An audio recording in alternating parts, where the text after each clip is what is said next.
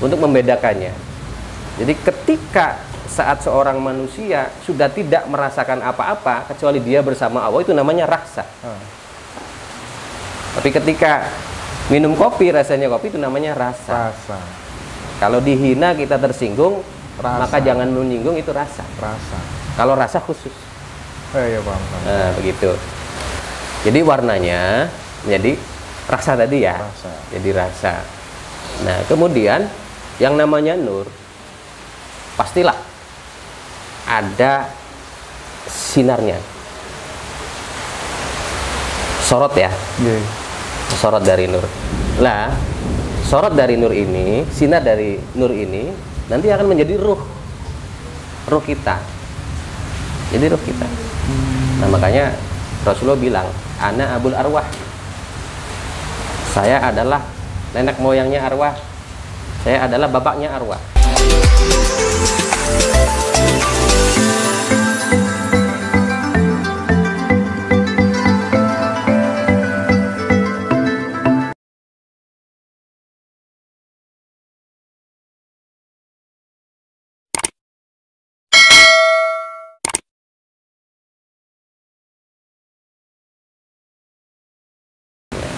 Melihat potensi saliknya juga kan. Iya. Harus bijak untuk mengajarkan ini nggak sama dengan yang salik satunya gitu barangkali. Iya.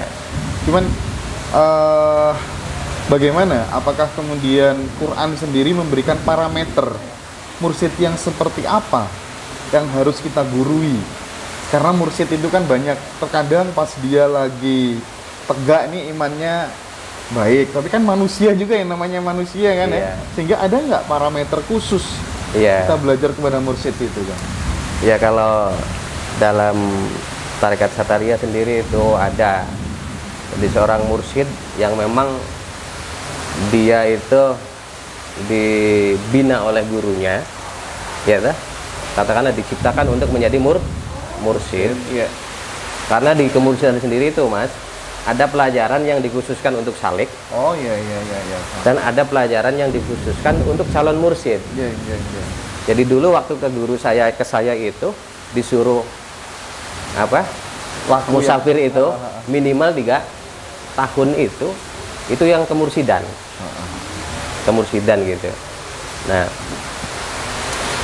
ketika kita bicarakan lebih lanjut tentang si kemursidan ini, ya. Mursyid ketika ada salik baru gitu, pasti dia membaca dulu. Jadi katakanlah sebelum ditalkin juga atau di BA juga, mursyid sudah ini, Mas, sudah katakanlah mendeteksi dulu. Ini bagaimana nih? Artinya si salik ini nih yang mau beat ini nih. Dia baca dulu. Nah, habis itu baru di beat. Dari pembacaan awal inilah nanti akan menjadi program si guru mursyid ini kepada si salik tersebut. Makanya ketika ditanyakan, kamu diajarin apa sama si guru mursyid? Begini, ininya begini. Jadi ada beda. Nah, maka disitulah mursyid boleh meracik. Yang penting si salik-salik ini bisa sampai kepada usul kembali gitu. Nah, begitu. Nah, kalau dalam kajian guru-guru, mursyid ini adalah orang yang dulunya berjalan. Jadi bisa babi amali ilmi syariah, wa thariqah wal haqiqah wa ma'rifah. Jadi dia harus menguasai tentang syariat sampai kepada makrifatnya. Nah, ini ya bisa aja. Tapi ketika panjenengan sudah menunjuk nih salah satu seseorang menjadi mursyid atau menjadi mutawakil di suatu tempat, kemudian seiring berjalannya waktu geleyor di tengah jalan, dapat dong tanggungan dosanya. Bisa nggak diibaratkan bahwa bertorikot itu sama seperti MLM begitu? Iya. Jadi begini, kita itu kesalik sudah ada katakanlah instruksi katakanlah sudah ada apa ya, hal-hal yang memang harus dia perhatikan. Perhatikan, jangan sampai dia ini jadi justru dengan tindakan yang di luar torikot itu, dia bisa jadi mengotori torikot itu sendiri, atau katakanlah perguruan dari torikot itu sendiri. Maka saya pribadi sudah membuat, Mas, sudah membuat apa yang menjadi syarat-syaratnya, harus bagaimana di masyarakat, termasuk di pemerintah ya, itu ada, supaya dia biasa terus berjalan dengan ketentuan yang menurut kami itu bisa jadi bagus ke majelis ya. Iya. Oke. Kang Agus, ini menarik ya. Kalau di apa tuh namanya ranah spiritual Jawa itu, berguru itu kepada guru bagus, tulus, tanpa cacat, atau mereka menyebutnya itu sebagai guru sejati gitu kan ya. Nah, apakah ketika salik kan dia bergurunya kepada si mursyid, berarti si mursyid ini dia sudah ketemu dong sumber pencerahan di dalam dirinya sendiri, bisa nggak dikatakan begitu? Ya, ketika mursyid mengangkat seorang mursyid, Mas, pasti sudah tahu itu guru mursyid yang mau mengangkat mursyid itu. Nah, artinya di sini ilmu khusus kemursidan itu sudah diserahkan ke calon apa mursyid itu. Sudah diserahkan. Nah, kemudian si calon mursyid ini berproses. Maka dengan sendirinya secara natural, secara rohaninya dia akan terus berkembang. Nah, sampai dia sudah dikatakan pantaslah untuk jadi apa mursyid ya, membina salik-salik yang mau belajar ke beliau itu. Tapi kalau setelah kemudian salik itu meninggal dunia, ya kan, apakah dia masih ada kaitannya dengan sang mursyid? Kalau di Quran kan jelas wala taziratu wisra ukhra gitu kan. Setiap orang itu mempertanggungjawabkan perbuatannya sendiri-sendiri gitu. Bagaimana melihat perjalanan sang salik setelah kematian? Ikatan rohani itu masih terjadi apa enggak gitu? Kalau kata guru-guru sih masih. Masih ya? Masih. Iya. Jadi ketika ada salik yang mendahului meninggal, tetaplah salik berdoa. Berdoa agar perjalanan setelah kematian si salik ini bisa diterima, bisa sampai kepada Allah. Jadi tetap ada rasa tersendiri bagi si mursyid untuk selalu terus membina.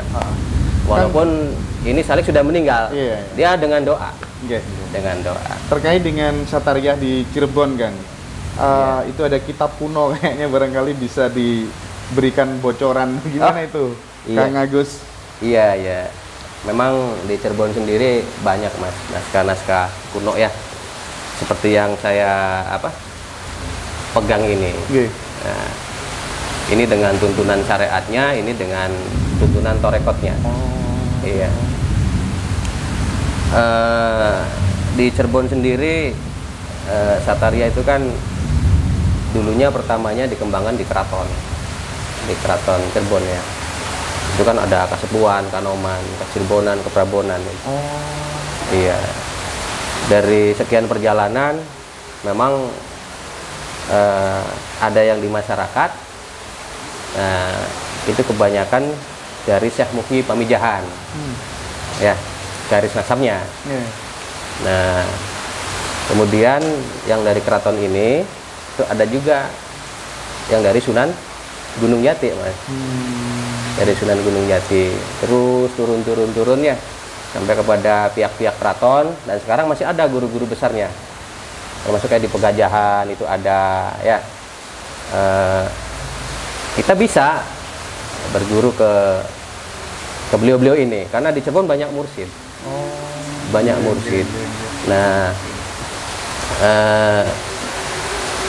dari perjalanan yang saya simpulkan di masa saya ini, memang ketika saya diperintah oleh guru saya untuk melanjutkan tongkat Satariyah ini, memang saat itu Satariyah masih ini, Mas, masih kayak belum muncul begitu yang kayak sekarang ini ya. Nah, saya sendiri mulai mencoba mengenalkan thariqah ini ya dengan apa, kajian-kajian yang di sini. Nah, saya sentuh dulu itu ke anak-anak jalanan. Salik pertama saya memang anak-anak jalanan.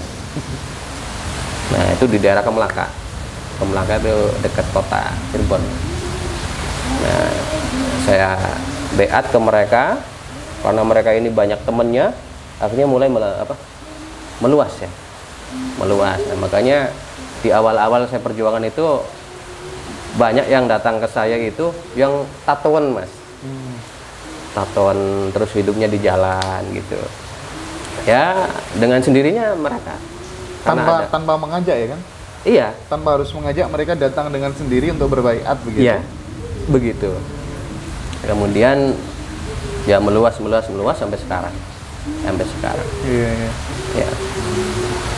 Nah, Sataria sendiri memang menurut saya ketika mengkaji buku-buku yang sudah ada, yang sudah diterbitkan, itu memang ada, Mas, yang tidak dituliskan. Iya. Karena sangat rahasia sekali. Iya, paham. Karena nanti orang kalau tidak mengerti sekali takutnya kontra gitu loh. Jadi ya yang masih bisa inilah sama masyarakat. Yang masih bisa dikaji. Ada yang umum, ada yang khusus, ada yang khusus gitu. Iya. Iya. Nah, ya, alhamdulillah berkat doa dari kiai-kiai, dari guru-guru saya juga, alhamdulillah sampai sekarang di Cirebon saya berani untuk menamakan pondok saya itu dengan apa? Pondok tarekat ya, Sataria gitu. Iya. Karena biasanya nama-nama pondok kan nama apa gitu. Betul. Saya beranikan diri saja nggak apa-apa. Pondok tarekat apa? Sataria gitu. Gitu. Oke. Kang Agus, ada diksi menarik ini sebenarnya. Perjalanan manusia cahaya dan kecerdasan semestanya.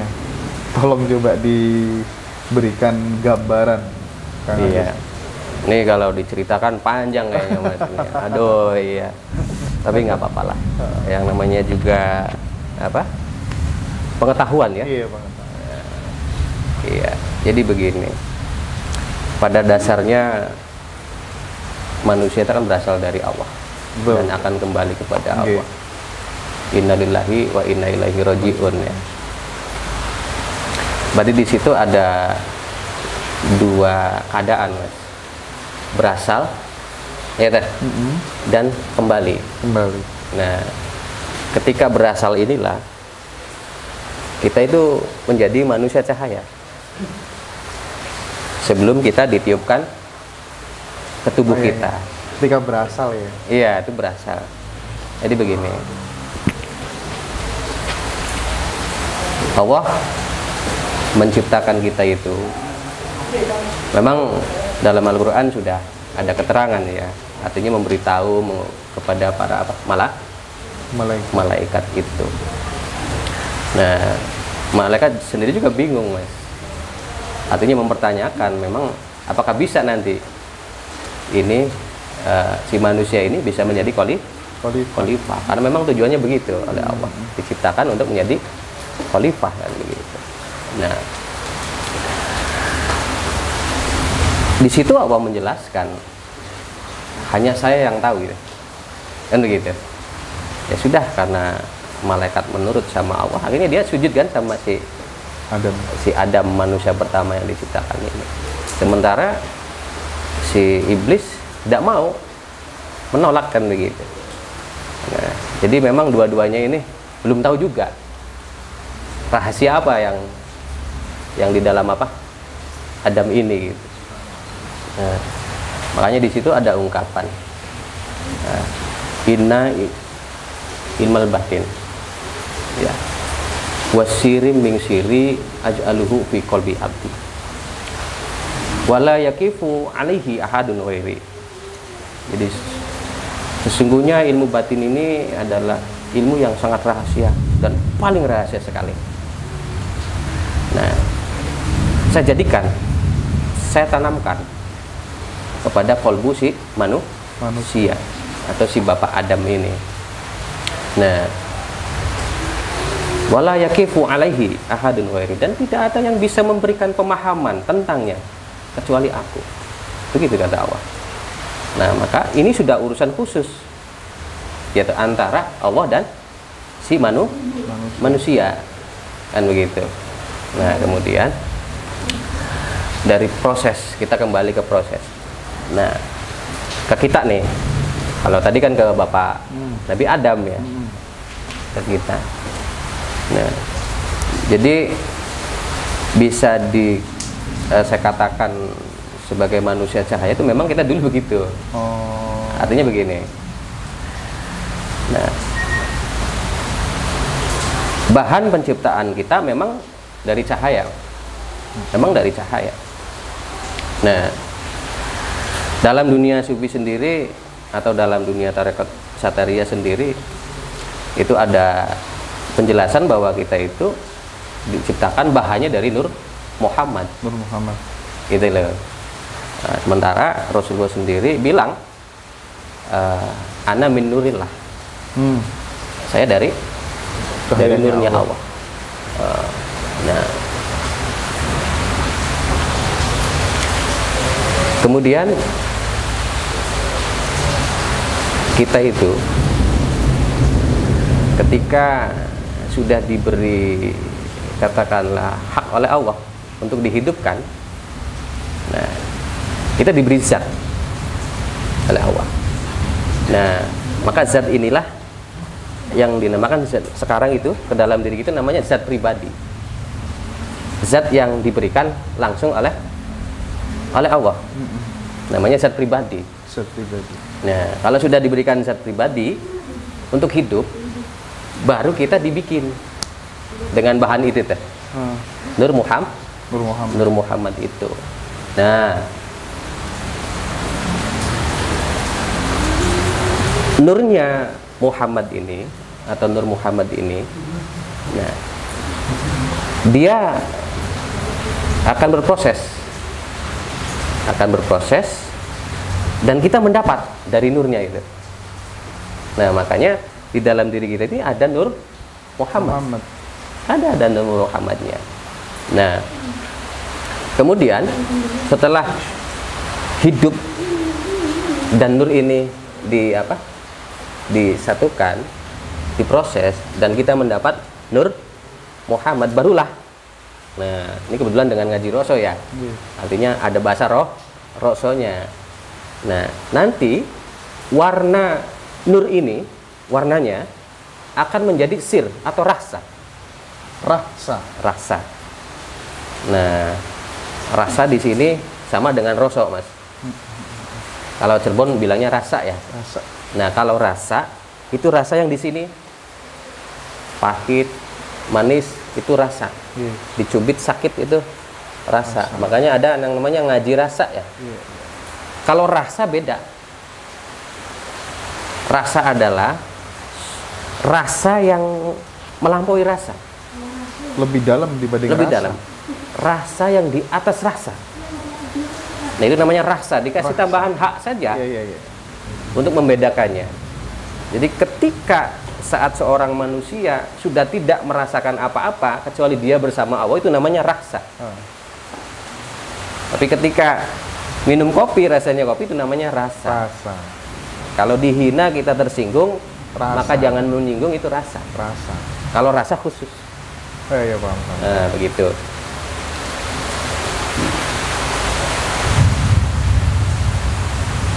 Rasa itu kaitannya sama dalam, ketika kemudian bersinggungan langsung dengan Tuhan barangkali. Iya. Nah, jadi warnanya menjadi rasa tadi ya.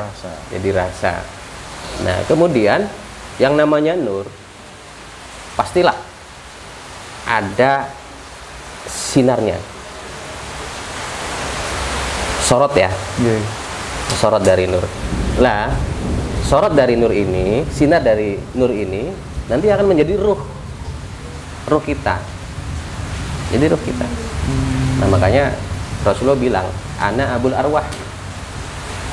Saya adalah nenek moyangnya arwah. Saya adalah bapaknya arwah. Nah, makanya di situ kita wajib baca sholawat ya. Wajib baca sholawat. Allahumma sholli ala sayyidina Muhammad atau apalah sholawatnya. Maka kita diwajibkan karena memang bahan kita dari Nur Muhammad. Ya, yang namanya nur ini pasti ada panasnya, Mas.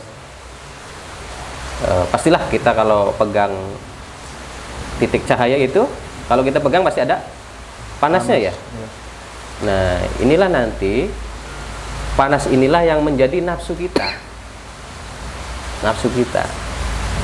Nah, ya tadi sudah dibicarakan ya. Iya, iya. 4 itu. Nggih. Nah, itu berbahan dari panasnya nur ya. Nur tadi ya. Nur tadi ya. Kemudian yang namanya nur itu pasti ada hiasannya. Manik-manik, berlik-berlik gitu deh, yang warna-warni deh. Nah, itulah nanti yang akan menjadi angan-angan kita. Angan-angan kita. Nah, makanya kenapa angan-angan cepat berubah-ubah, karena memang posisi cahayanya berubah-ubah. Berubah-ubah. Nah, kemudian yang namanya nur pasti ada gerakannya. Nur pasti bergerakan begitu. Nah, gerakannya inilah nanti akan berproses menjadi wujud kita. Akan menjadi wujud kita.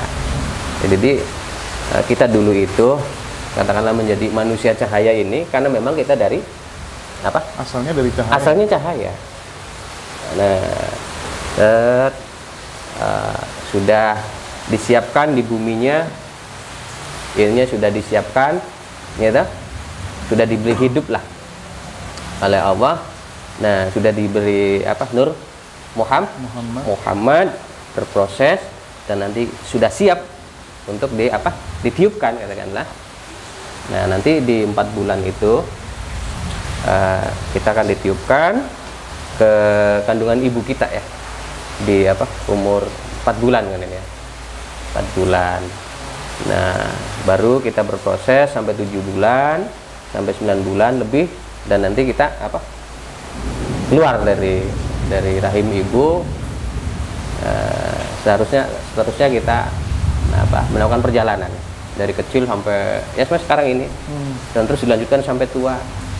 Dan nanti kita akan dikembalikan. Iya. Akan proses kembali kepada Allah. Nah, cuman sebelum kembali, alangkah baiknya kita belajar